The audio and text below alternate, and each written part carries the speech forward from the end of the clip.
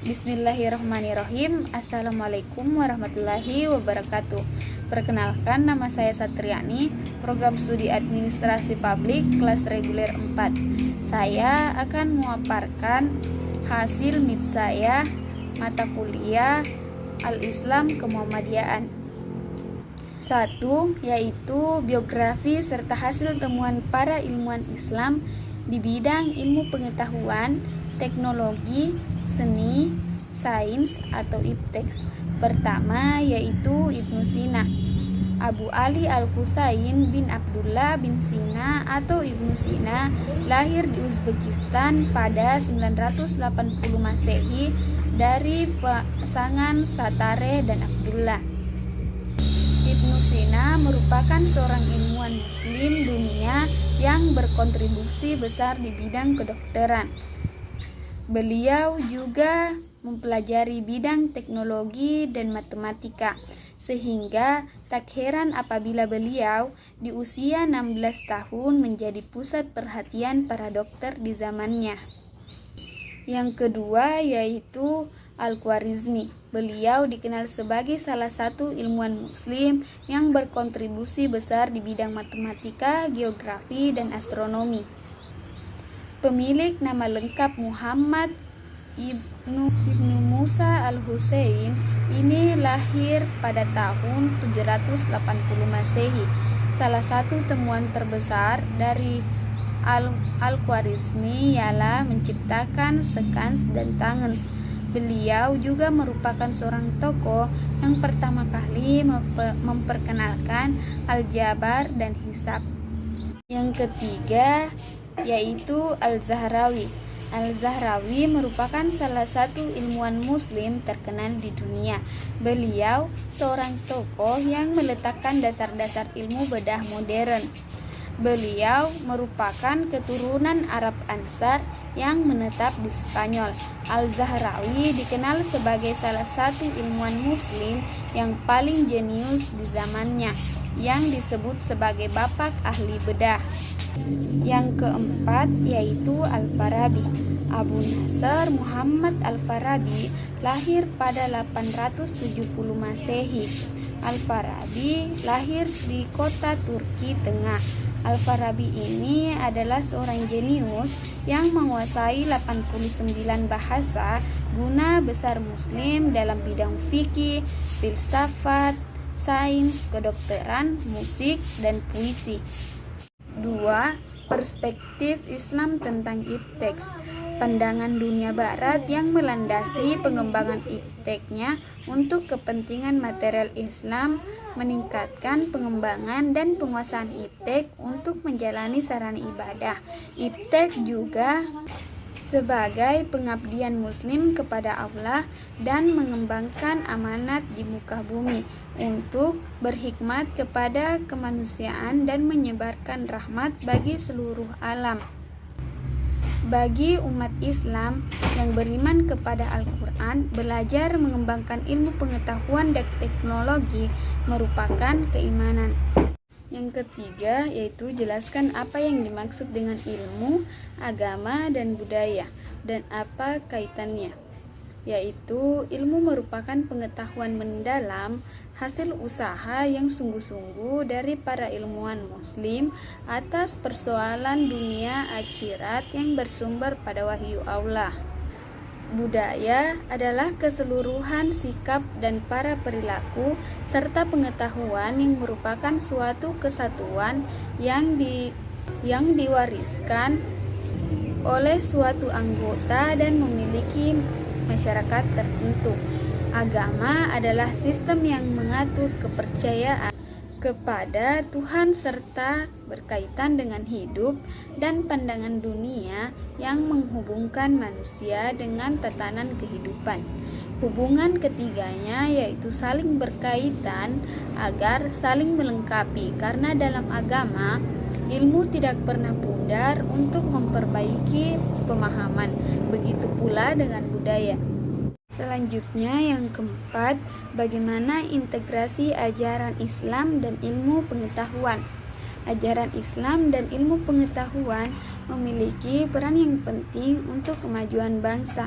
Agama merupakan pedoman melalui aturan kitab suci, di mana ilmu pengetahuan berorientasi pada komunikasi yang ada dalam masyarakat. Yang kelima, jelaskan maksud dari slogan ilmu untuk ilmu. Maksudnya yaitu ilmu bukan sekedar pengetahuan, tetapi merangkum sekumpulan pengetahuan berdasarkan teori yang disepakati dan dapat secara sistematik diuji dengan seperangkat metode yang diakui dalam bidang ilmu tertentu. Yang keenam, jelaskan akibat yang dapat disimpulkan dari pemisahan ilmu pengetahuan dan teknologi modern, yaitu adanya dikotomi ilmu di mana pemisahan antara disiplin ilmu agama dan disiplin ilmu umum, sehingga melahirkan dualisme pendidikan, yaitu pendidikan agama dan pendidikan umum. Namun, pandangan dikotomis yang memisahkan ilmu-ilmu agama dan ilmu umum bertentangan dengan konsep ajaran Islam yang memiliki ajaran integralistik. Islam juga mengajarkan bahwa urusan dunia tidak terpisah dengan urusan akhirat. Implementasinya, bila merujuk pada ajaran agama Islam, ilmu umum seharusnya dihadapi dan dipahami sebagai bagian yang tak terpisahkan dari ilmu agama. 7. Jelaskan perbedaan antara ilmu bebas nilai dan ilmu tidak bebas nilai. Ilmu bebas nilai dalam bahasa Inggris disebut value free, yang menyatakan bahwa ilmu dan teknologi adalah bersifat otonom. Ilmu secara otonom tidak memiliki keterkaitan sama sekali dengan nilai. Bebas nilai berarti semua kegiatan terkait dengan penyelidikan kimia harus berdasarkan kepada hakikat ilmu itu sendiri. Ilmu tidak bebas nilai yaitu memandang bahwa ilmu itu selalu terkait dengan nilai dan harus dikembangkan dengan pertimbangan aspek nilai, yang pertimbangan nilai tidak lepas dari nilai-nilai ekonomis, sosial, religius, dan nilai-nilai yang lainnya. 8. Akhlak Islam yang sepatutnya diterapkan dalam mengaplikasikan ilmu pengetahuan dan teknologi modern. Akidah Islam harus dijadikan baris dari segala konsep dan aplikasi ipteks. Dalam paradigma Islam yang memandang bahwa akidah Islam yang seharusnya dijadikan barisan bangunan ilmu pengetahuan manusia. Namun, perlu diperhatikan dengan siklus bahwa ketika akidah dan Islam dijadikan landasan ipteks, bukan berarti konsep-konsep ipteks harus bersumber dari Al-Quran dan hadis, tetapi maksudnya adalah konsep ipteks harus didasari benar salahnya dengan tolak ukur Al-Quran dan hadis. Syariah Islam juga harus dijadikan standar pemanfaatan iptek. Ketentuan halal haram wajib dijadikan tolak ukur dalam penerapan iptek. Bagaimana juga bentuknya. Iptek yang boleh dimanfaatkan adalah yang telah dihalalkan oleh syariat Islam. Sedangkan iptek yang tidak boleh dimanfaatkan adalah yang telah diharamkan syariat Islam.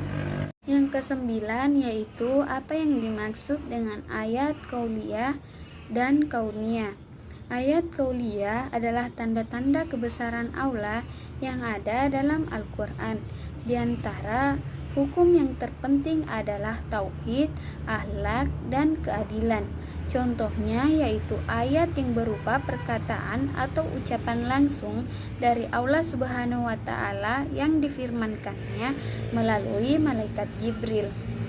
Yang kedua yaitu ayat kauniyah adalah tanda-tanda kebesaran atau ayat-ayat Allah Subhanahu wa Ta'ala yang ada. Tanda-tanda kebesaran Allah yang terpenting di sini adalah hukum yang dititipkan Allah pada setiap benda alamiah. Sunnatullah atau takdir Allah ini memegang peran kunci dalam menentukan keselamatan atau kedamaian dunia. Contohnya yaitu terbelahnya bulan yang merupakan mukjizat dari Nabi Muhammad. Interkoneksi dalam memahami kualiyah dan kuriyah secara garis besar adalah menciptakan ayat dalam dua jalan, keduanya saling terkait satu sama lain. Allah tidak hanya memberikan perintah untuk sekedar memahami ayat-ayat Allah berupa kualiyah, tetapi yang melihat fenomena alam ini. Ke-10 yaitu tujuan penciptaan manusia serta klasifikasi potensi dasar manusia, yaitu Allah menciptakan manusia untuk beribadah kepadanya dan menjadi utusan di bumi. Allah membekali potensi dalam dirinya, yaitu potensi jasmani, rohani, dan akal. Hal ini memberikan kemampuan kepada manusia untuk menentukan dan memiliki jalan hidupnya sendiri. Semua potensi yang dimiliki manusia ini semuanya memiliki batasan. Jika Allah menghendaki, pasti semua dapat berubah sesuai dengan kehendaknya. Mungkin itu saja yang dapat saya sampaikan. Lebih dan kurangnya mohon dimaafkan. Billahi fisabilillah. Fastabiqul khairat. Wassalamualaikum warahmatullahi wabarakatuh.